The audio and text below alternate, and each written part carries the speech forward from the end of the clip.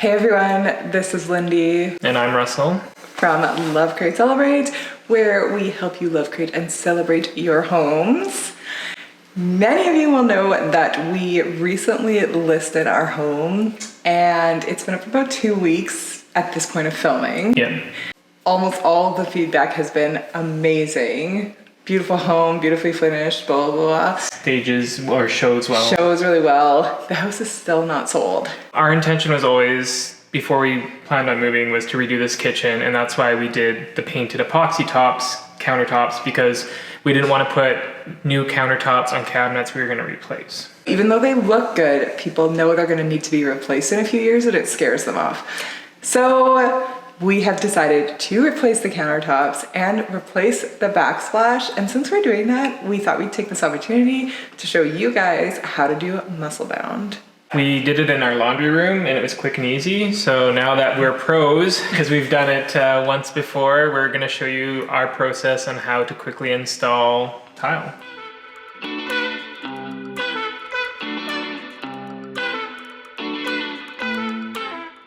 Before we could attach the Musselbound and the new tile, we had to remove our old tile. We used a couple of pry bars and a hammer for this, and because we had actually done a peel and stick tile as a temporary solution over top of the old tile, we had 2 tile layers to remove.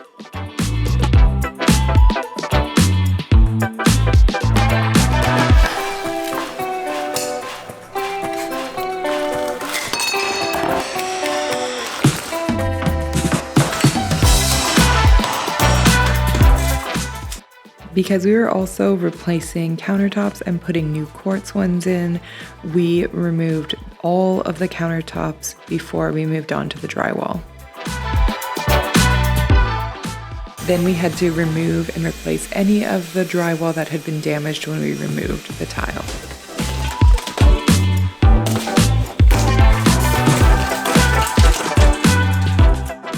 Here's the kitchen with all of the drywall removed and with all of the new drywall in place, ready for our new countertops. Ready? Yeah, would you like a cappuccino? Cappuccino, yes. Ridiculous. You think you're hilarious? Yeah, hilarious. That's funny. We have new countertops. They look amazing, but they are covered in plastic right now because we are going to be tiling. Pretty impressive week turnaround from template to install, so a huge shout out to Mercanti for getting these in place. Because we're installing in a kitchen, it's not in a wet area, we are using Musselbound, which is essentially a double-sided tape, and it is, and I quote, restricted applications, not for use in outdoor applications, floors, ceilings, steam rooms, shower floors, and submerged projects. So we are good to go. We used this in our laundry room and it was a massive success. So we just thought we'd do a tutorial since we're tiling anyway and show you guys how to install it. Using the Musselbound is quick, easy, and clean because you don't need any mortar, thin set, or mastic. But here's a couple things you might need. A utility knife, a measuring tape, the tile of your choice, some kind of tool to cut your tiles, such as one of these manual cutters or a wet tile saw, a diamond sanding block or a diamond sanding file, the proper spacer size, and then for grouting, you'll need the right color of grout, a grout float, a sponge for cleaning up everything, and the proper mixer bit for your drill.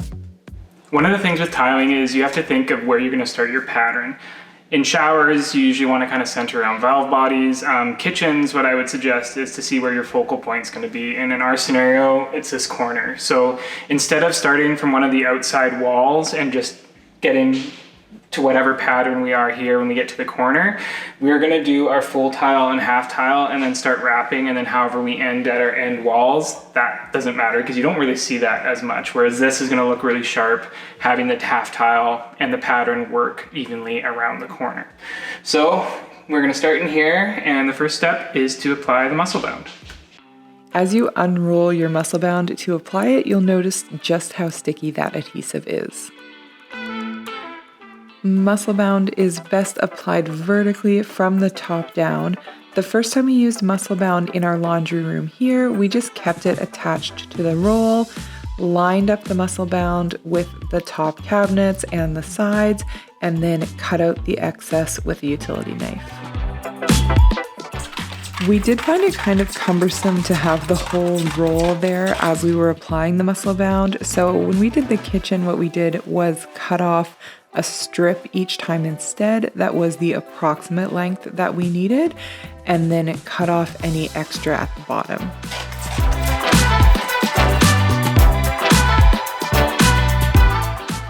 Then just continue this process until the entire space you're tiling has a layer of Musselbound.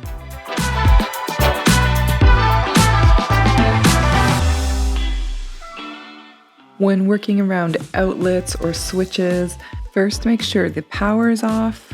You can carefully use a utility knife to trim the Musselbound as needed. You can either do this when the Musselbound is already applied to the wall, or you can take measurements from the top and side and cut the Musselbound sheet before you apply it to the wall.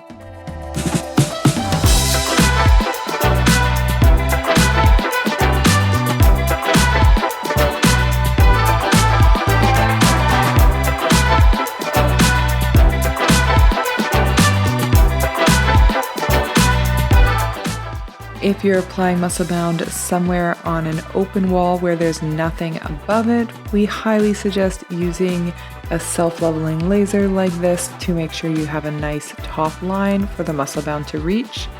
And make sure that you start at that top line and don't go above it, or you might risk ripping your drywall when you take the Musselbound off.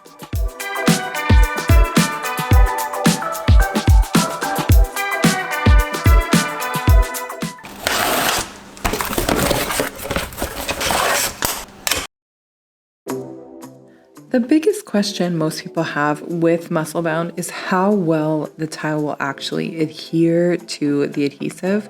So we wanted to do a quick demonstration of that.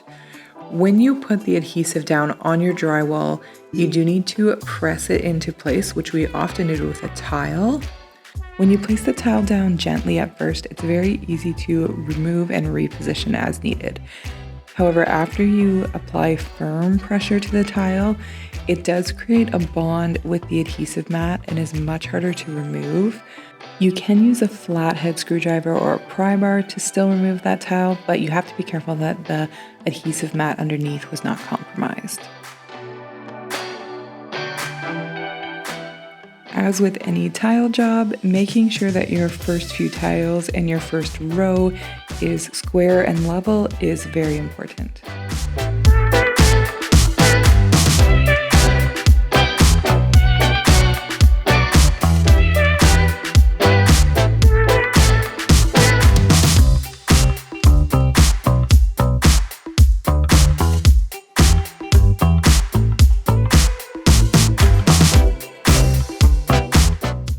When it came time to cut our tile, there are two main tools that we use: the manual tile cutter and the wet saw. In both cases, you need to measure the amount of tile you're cutting and mark it on your tile. If you're just doing straight cuts on ceramic or porcelain tile, this is a really great, slightly safer option for cutting your tiles. With minimal pressure and one solid movement, you can score your tile all the way across, and then when you press the tool down on either side of that score line, it will break it into two pieces.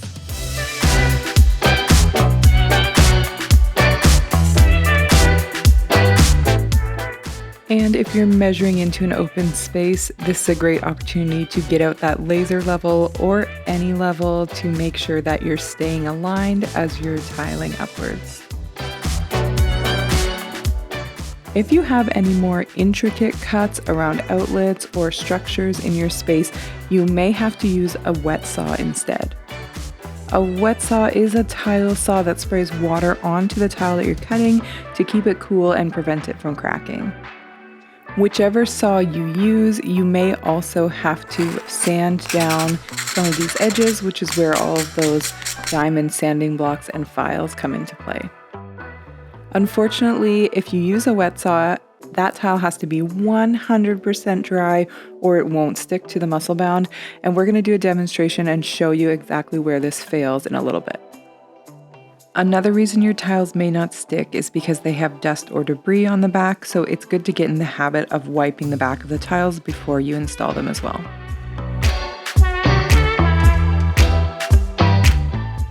If you are tiling any open edges, you may want to use one of these tile edge pieces. This piece is metal and we cut it to size using our miter saw and attached it to the wall by sticking it to the Musselbound and adding a little bit of construction adhesive. Make sure to leave a little bit of space between those tiles and the edging so that you can add grout into that space as well.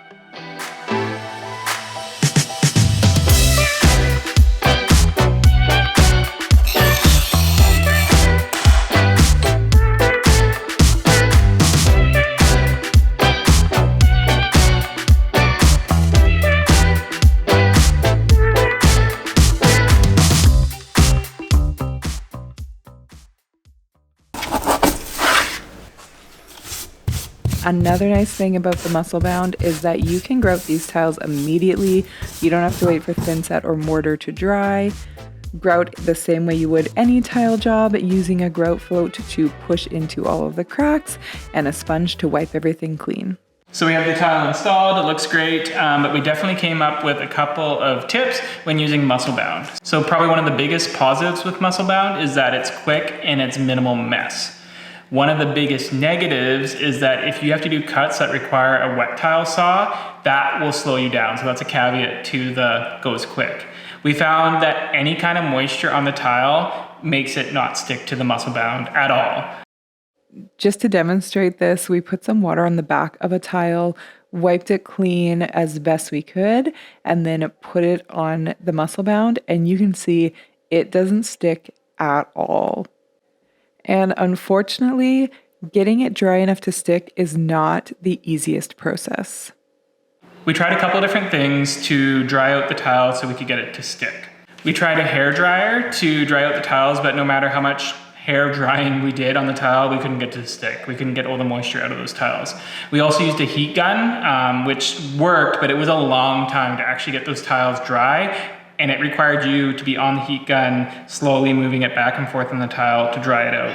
And third, which I think was the most efficient in regards to amount of work I had to do, is we actually put the tiles in the oven and let them sit for about 3 minutes, which totally dried out the tile. And then we had to let them cool for probably about 10 minutes before we could apply them to the wall. So it wasn't time efficient, but that was the only way we could actually get the tiles to stick back on the Musselbound after using the wet saw.